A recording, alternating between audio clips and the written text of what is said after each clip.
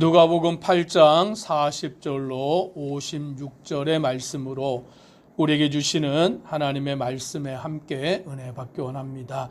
예수님은 거라사인의 땅에서 귀신 들려 고통을 당하는 자의 그 귀신을 쫓아내시고 그 영혼을 구원하시고 그 마을의 주민들이 예수님께서 그곳을 떠나시기를 간청함으로 그곳을 이제 떠나서 다시 이스라엘 땅으로 돌아오십니다. 예수님이 돌아오실 때에 무리가 환영을 하는데 이는 예수님을 기다리고 있었기 때문입니다. 예수님의 그 능력을 소망하기 때문에 그들이 예수님을 기다리고 있을 때 그 기다리는 사람 중에 회당장 야이로라는 사람이 나타납니다.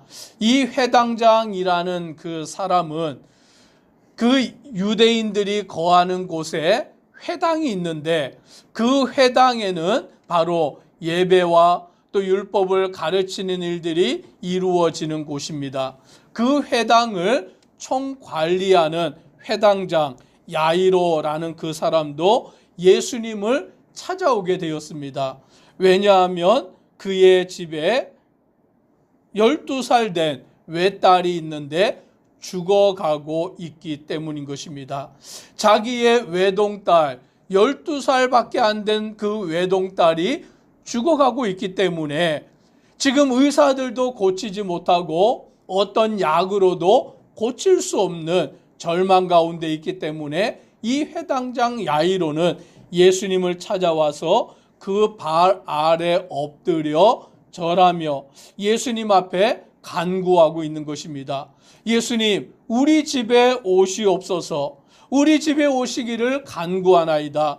예수님이 오시면 내 딸이 나을 것을 믿었기 때문에 이 회당장은 예수님의 발 앞에 엎드려 간구하여 자기의 딸이 죽어가고 있음을 예수님 앞에 아뢰고 있는 것입니다.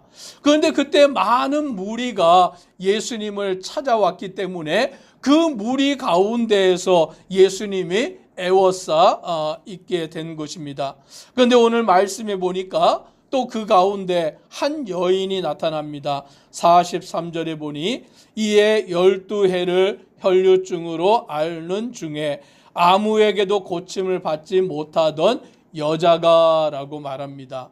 여기에 나오는 그 여자는 12해를 혈류증으로 앓고 있었고 아무도 그 병을 고치지 못하던 그와 같은 상태에 놓여져 있는 것입니다. 우리가 여기에 말씀해 보면 몇 가지를 보게 됩니다. 12살 되었다라고 말하여 주고 있고 또 이 여인은 12해를 혈류증으로 앓고 있다라고 그 12라는 숫자를 오늘 성경에서는 반복하여 말하여 주고 있는 것입니다. 여기서 말하는 12는 이스라엘을 상징하는 것이죠. 이스라엘 백성들이 12지파로 구성이 되어져 있는데 오늘 그 이스라엘 백성들은 자기를 스스로 구원할 수 없는 존재인 것을 말하여 주고 있는 것입니다. 오늘 12살 되었지만 죽어가고 있는 그 외딸과 12해를 혈류증으로 앓고 있는 그 여인은 아무에게도 고침을 받지 못하던 그와 같은 존재인 것을 말하여 주고 있는 것입니다. 그런데 그 여자가 그 무리들 가운데에서 예수의 뒤로 와서 예수의 옷가에 손을 대었다라고 그렇게 말하는 것입니다. 그런데 이 혈류증은 피의 유출병으로서 그 율법에서는 부정하다라고 말하고 오늘 이 혈류증을 앓고 있는 자는 그 다른 사람과 접촉이 일어나면 그 여인과 접촉이 일어난 사람도 부정하게 된다라고 율법은 말하고 있는 것입니다.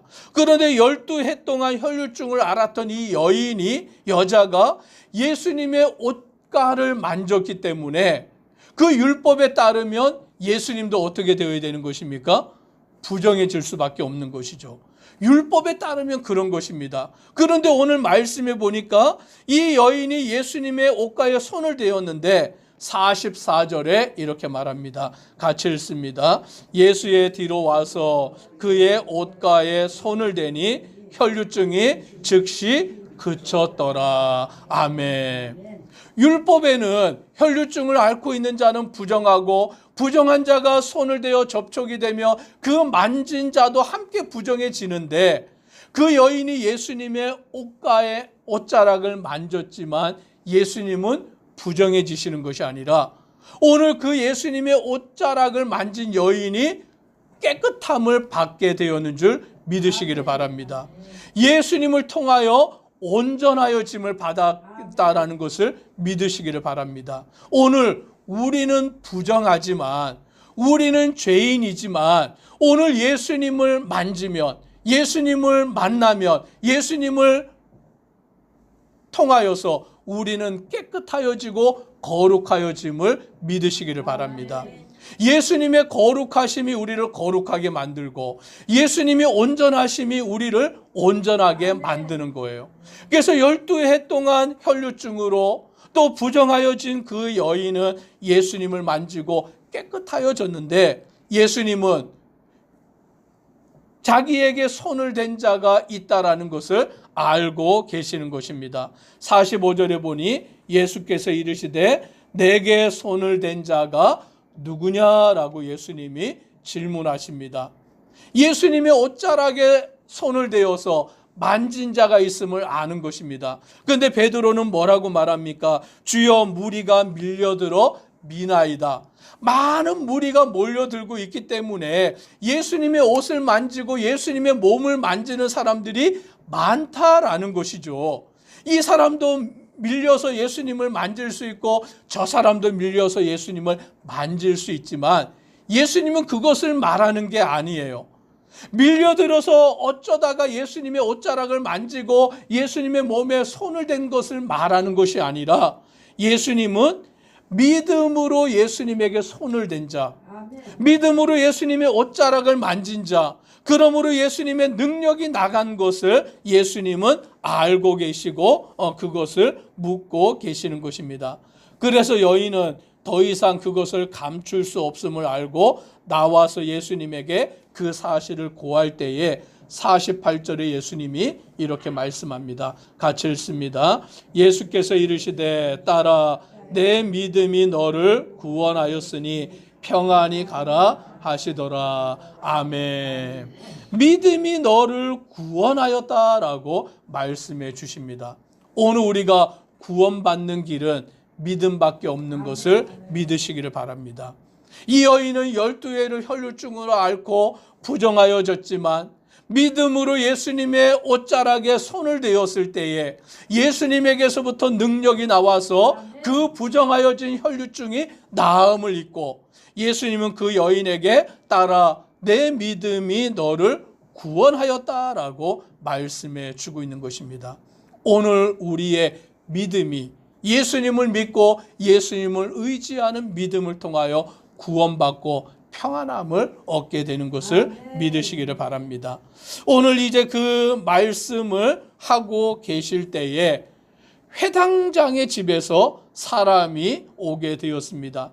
지금 이 회당장 야이로는 자기의 12살 된 딸이 죽게 되었으니 예수님이 자기 집에 오셔서 그 딸을 고쳐주기를 원하여서 예수님을 찾아와 그 발 앞에 엎드려서 예수님 앞에 간구하는데, 지금 그 12해를 혈류증으로 앓고 있던 여인과의 사건 속에서 지체되고 있던 중에 그 딸이 죽었다라는 소식을 전해 듣게 된 것입니다. 그 집에서부터 사람들이 와서 딸이 죽었습니다라고 말하는 그 이야기를 듣게 된 것입니다.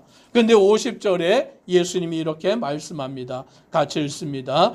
예수께서 들으시고 이르시되 두려워하지 말고 믿기만 하라. 그리하면 딸이 구원을 얻으리라 하시고. 아멘. 죽었다라는 말을 들을 때에 우리는 절망할 수밖에 없는 것입니다. 우리는 포기할 수밖에 없는 것입니다. 더 이상 희망을 찾을 수 없는, 낙심에 빠질 수밖에 없는데 예수님은 말씀하시기를 두려워하지 말고 믿기만 하라라고 그와 같이 말씀합니다. 우리는 두려워할 수밖에 없지만, 우리는 절망할 수밖에 없지만, 우리는 낙심할 수밖에 없지만 예수님을 믿으면 소망이 있는 줄 믿으시기를 바랍니다. 예수님은 두려워하지 말고 믿기만 하라, 그리하면 딸이 구원을 얻으리라 라고 말씀하시고, 예수님은 회당장의 집을 찾아가셨는데 사람들이 아이가 죽었기 때문에 울며 통곡하고 있는 것입니다. 예수님께서 그들에게 말씀합니다. 울지 말라, 죽은 것이 아니라 잔다라고 말씀하실 때 사람들이 어떻게 반응하느냐? 53절에 말합니다. 그들이 그 죽은 것을 아는 고로 비웃더라. 이미 그 아이가 죽었는데 죽은 아이를 예수님이 어떻게 하실 수 있겠느냐라고 말하며 그 사람들은 죽은 자를 잔다라고 말씀하시는 예수님의 말씀을 듣고는 비웃었다라고 말하는 거예요. 그러나 예수님은 그 죽은 아이를 살리시는 분인 줄 믿으시기를 바랍니다. 예수님께서는 아이의 손을 잡고 불러 이르시되 아이야 일어나라 라고 말씀합니다. 54절에 여기에도 말씀해 보니 예수께서 아이의 손을 잡았다라고 말씀합니다. 그런데 지금 이 아이는 어떠한 상태인 것입니까? 죽은 상태인 것이죠.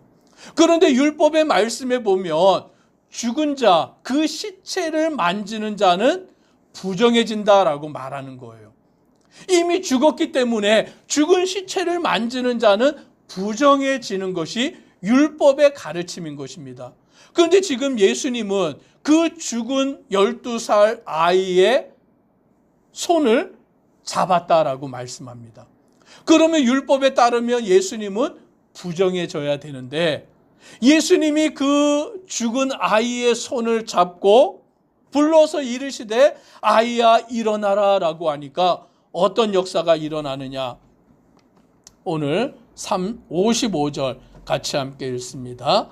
그 영이 돌아와 아이가 곧 일어나거늘 예수께서 먹을 것을 주라 명하시니. 아멘. 예수님이 그 죽은 자, 부정해진 그 시체, 그 아이의 손을 잡고 아이야 일어나라 명하실 때에 그 영이 돌아와 아이가 곧 일어났는 줄 믿으시기를 바랍니다.